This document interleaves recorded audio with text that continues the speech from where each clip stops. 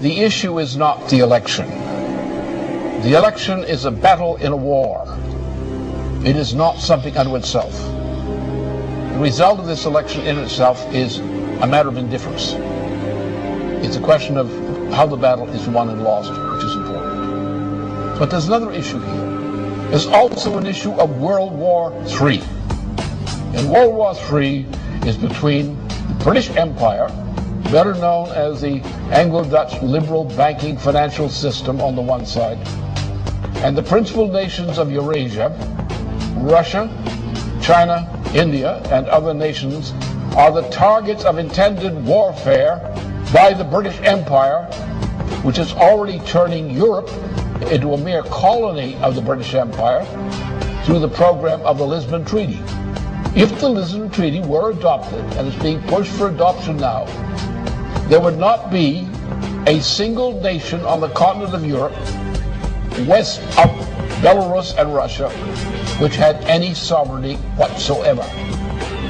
The British Empire would control the entirety of that region of Europe, from Portugal to the borders of Belarus and Russia, as a puppet of the Anglo-Dutch liberal financial interests.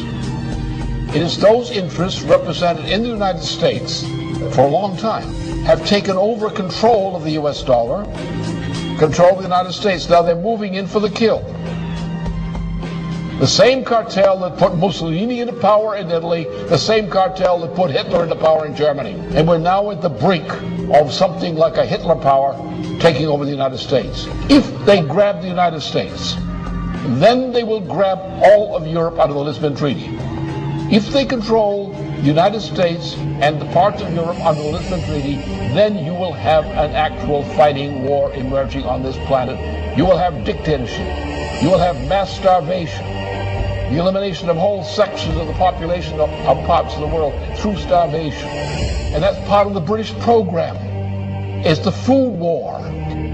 That's the situation. We're not dealing with an election. We're dealing with whether there is in the United States, in the top layers of society, the moral fitness to survive. And so far the vote is in the leadership of the Democratic Party and the Republican Party, neither is morally fit to survive. They're as unmorally fit to survive as the people who backed Mussolini and backed Hitler back in the 1920s and the 1930s. And if we allow this to happen, we will get the same kind of treatment that the victims of Mussolini, Hitler, and so forth suffered. That's what we said. We have to win this war against that evil empire.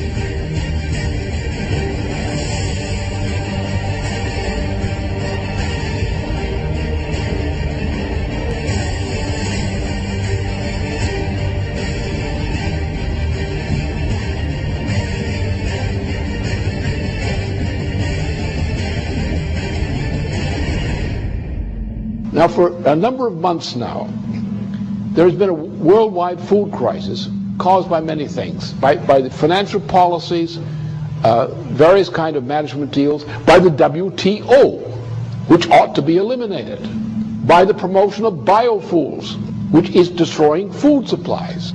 This biofuel program is a gigantic swindle for which there is no possible justification. None. The justification comes out of the World Wildlife Fund of Prince Philip.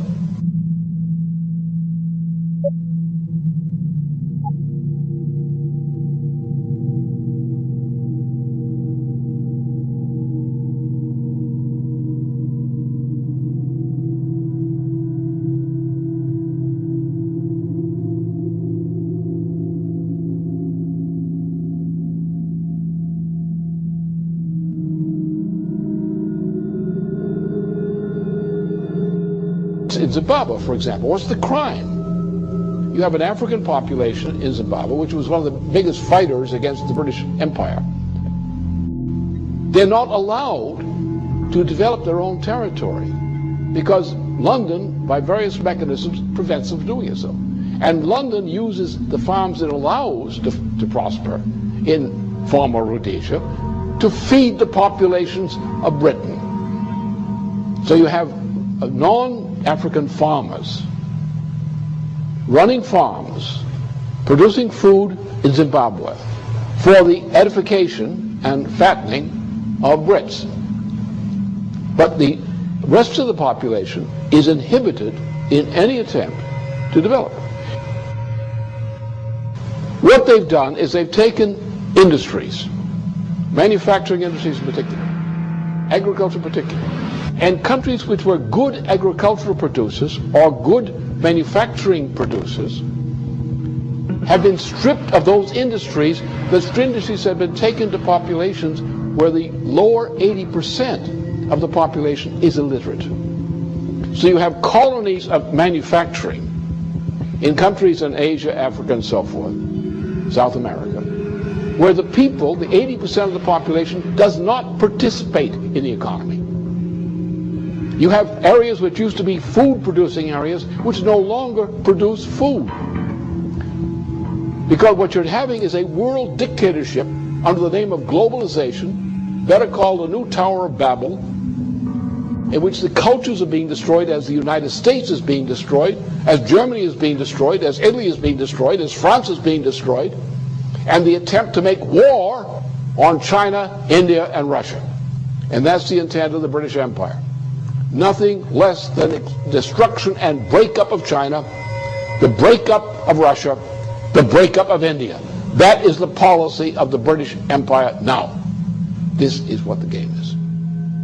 And if this game is not stopped, I can tell you there'll be no planet. But then come back to the food question. If you want to get the American people and other people of other nations up on their hind legs, acting like free people rather than battered slaves, tell them their food for tomorrow morning is not there. That activates popular resistance more than anything else. We are now in such a situation. For many parts of the world, the lack of food is an immediate reality. There is a growing explosion throughout much of the world over this food shortage issue. The rate of food shortage is increasing because the stocking from various food stores, annual stores, has been already delivered, and there's not enough. So as the fact of the empty warehouses and equivalent forms of supplies, as these things go down without food, the food crisis is going to accelerate. And you're going to have not only other parts of the world, but also American citizens who are now faced with the threat of death by food shortages. So therefore, the issue here is not the election result. The issue is not the president. Obama is not competent to be a president. There's none of the makings of competence. They don't want Obama. They just want to use him to destroy Hillary Clinton. That's all. Once they destroy Hillary Clinton, they'll get rid of Obama. That's their intention. And their intention is to bring in a fascist regime in the United States, a presidency which will be in effect a fascist regime, which will cooperate with the British and bring the United States into alliance with the United Kingdom, or the Anglo-Dutch liberals. Not all Brits are for this, by the way. And with a Europe, or Western and Central Europe, taken over by this same imperial power. An imperial power whose intention is to go to war against Russia, China, India, and other countries using nuclear power. That's the intention. We're now in a point where a revolutionary movement, or the makings of it, is building up around the food issue. And therefore, those who triumphed yesterday are not going to continue to triumph for long. The result is either we win and restore the kind of government we require in various nations and among nations, or this world is going to go into hell because the crisis won't quit. The people will die of hunger. They will die in increasing numbers. They will kill for food. The structure of society will be destroyed in the fight over food, which is not there. Therefore, either we win in this fight against this evil, or there won't be anything to fight for.